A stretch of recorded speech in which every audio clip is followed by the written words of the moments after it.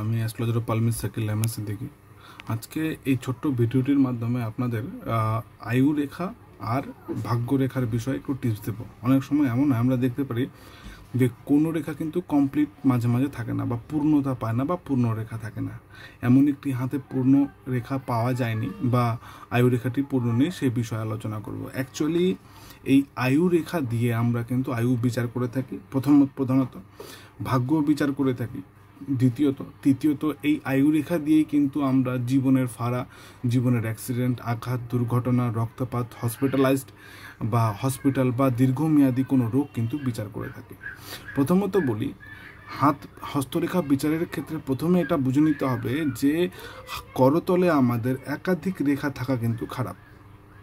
হাতের রং একটু সাদা বা ফ্যাকাশে হওয়া কিন্তু খারাপ, এটা মানসিক উদাসীনতা কিন্তু নির্দেশ করে। এবার যে হাতটা আমরা দেখতে পাচ্ছি, যে করতলটা আমরা দেখতে পাচ্ছি, এই করতলে যেগুলো গ্রহ পর্বত দেখছি, সব গ্রহ পর্বত কিন্তু সুউচ্চ রয়েছে, একটাও পর্বত এখানে খারাপ কিন্তু দেখতে পাচ্ছি না।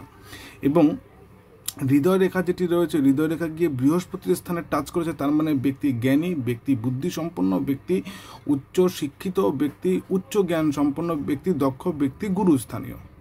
এবার রয়েছে কি, এবার যখন এর রেখাগুলো আমরা বিচার করি, তো রেখা বিচারের মধ্যে সবার প্রথমে যেটা চোখে পড়ছে এখানে আমাদের আয়ু রেখা দেখতে পাচ্ছি।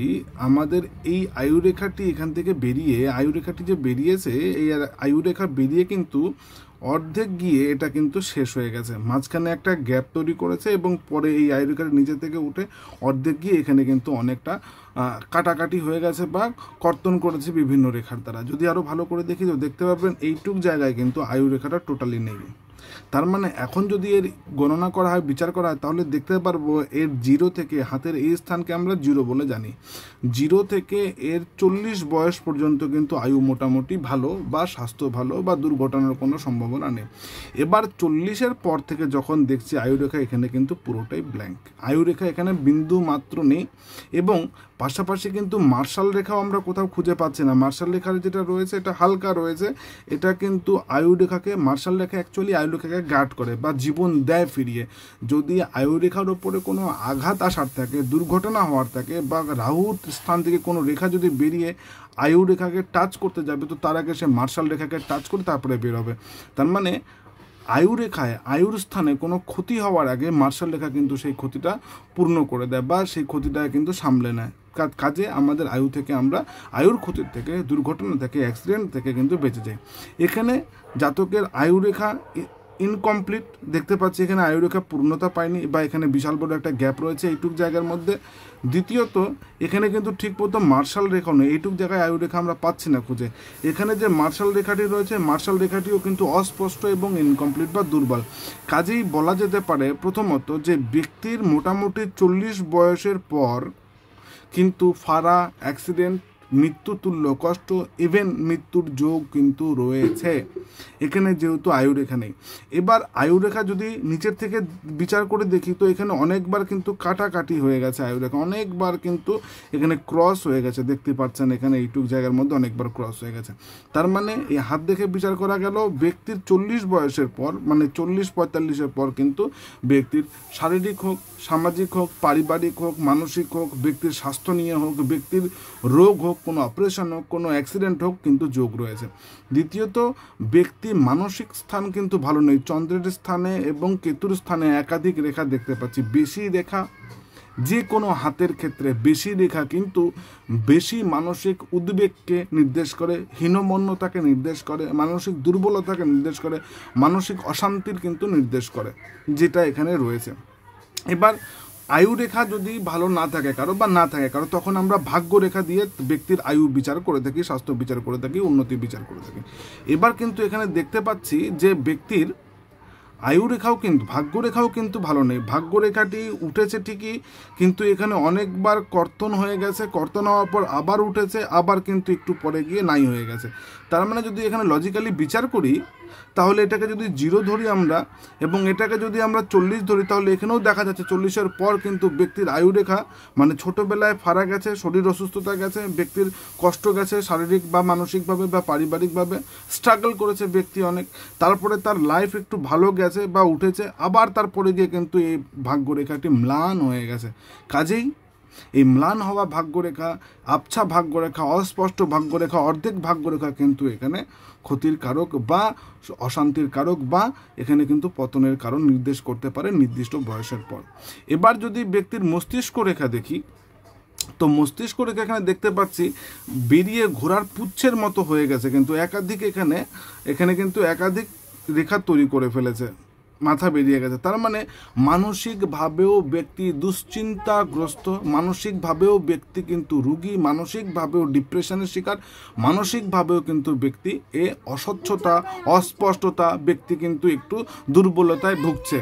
আচ্ছা, যেটা এবার যদি আরেকটু দেখি, এখানে দেখতে পারবো যে মস্তিষ্ক রেখাটি যে রয়েছে, মস্তিষ্ক রেখার উপরে কিন্তু অনেক বদ্বীপ তৈরি হয়েছে, মানে জব সাইন তৈরি হয়েছে। কোথায় কোথায় জব সাইন তৈরি হয়েছে আসুন একটু দেখি। এইটুক জায়গার মধ্যে দেখবেন দুটো জব সাইন তৈরি হয়েছে, মানে ব্যক্তি আবার মানসিক রোগী। তার মানে এটা নির্দেশ করছে ব্যক্তির কাছে জ্ঞান থাকা সত্ত্বেও, ব্যক্তির যোগ্যতা থাকা, কারণ ব্যক্তির বৃহস্পতি কিন্তু খুব ভালো, তো ব্যক্তির জ্ঞান, যোগ্যতা, দক্ষতা থাকার সত্ত্বেও কিন্তু ব্যক্তি নিজের ওপরে কন্ট্রোল হারিয়ে ফেলবে, মানসিক উদ্বেগের শিকার হয়ে যাবে, ব্যক্তির চঞ্চলতার শিকার হয়ে যাবে, দুর্বলতার শিকার হয়ে যাবে, সুসাইডাল টেন্ডেন্সি ব্যক্তির মধ্যে একটু দেখা যাবে। কারণ ভাগ্যরেখা এখানে যেহেতু ক্রস করে গেছে, ভাগ্যরেখা যেখানে এখানে নেই, মানে একটা নির্দিষ্ট বয়সের পর নেই, আয়ুরেখা একটা নির্দিষ্ট বয়সের পর নেই, তো ভাগ্যের বিড়ম্বনায় ব্যক্তি কিন্তু মানে বাঁচতে চাইবে না, এমন একটা টেন্ডেন্সি কিন্তু ব্যক্তির মধ্যে চলে আসবে, যে ভালো লাগছে না বা বাঁচতে চায় না।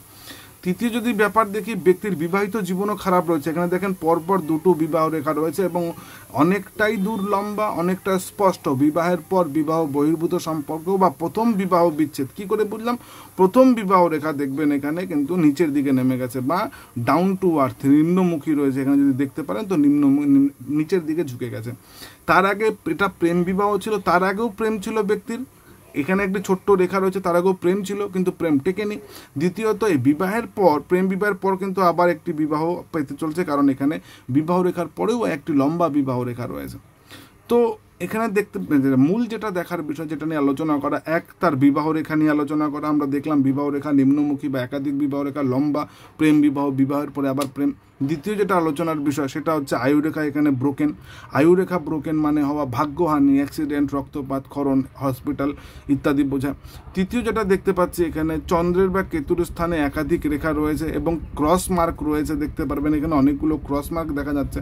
কাজে ব্যক্তি একটু মিস্টিরিয়াস, আধ্যাত্মিক প্রকৃতির হতে পারে, মানসিক উদ্বেগের শিকার হতে পারে, ডিসিশন নেওয়ার ক্ষমতা ব্যক্তির কম থাকতে পারে বা ডিসিশন নেওয়ার ক্ষেত্রে কিন্তু ব্যক্তির অনেক ভুলভ্রান্তি থাকতে পারে। তৃতীয় যেটা এখানে দেখতে পাচ্ছি সেটা দেখতে পারবো যে ভাগ্যরেখা নির্দিষ্ট বয়সের পর এবং আয়ুরেখা নির্দিষ্ট বয়সের পর কিন্তু আর নেই, এইসব জায়গায় নেই। তার মানে এরপর থেকে ব্যক্তির বিড়ম্বনা, যার হাতে এরকম রয়েছে তারা কিন্তু সাবধান, শারীরিক সমস্যা, আঘাত, অ্যাক্সিডেন্ট থেকে, মানসিক দুর্বলতা থেকে। তৃতীয় যদি আরেকটা বিশেষ জিনিস যেটা লক্ষ্য করার, দেখবেন এই ব্যক্তির আঙ্গুলের সাইজগুলো কিন্তু নর্মাল না। বুড়ো আঙ্গুল দেখুন, কনিষ্ঠ আঙ্গুল দেখুন, অনামিকা দেখুন, হাতের বা বয়সের তুলনায় আঙ্গুলগুলো কিন্তু অনেক শর্ট। তো শর্ট আঙ্গুল যাদের আঙ্গুল করতলের তুলনায় ছোট হয়, তারা কিন্তু কূটবুদ্ধি, কূটকৌশলী, রাজনীতিবিদরা, মানে কথাবার্তার পটু এরকম হয়, কিন্তু তাদের মধ্যে চঞ্চলতা, অস্থিরতা বা বুদ্ধির শিকার বা নিজের বুদ্ধির ভুলে, নিজের চিন্তাধারার ভুলে কিন্তু তারা নিজের ক্ষতি ঘটিয়ে ফেলে।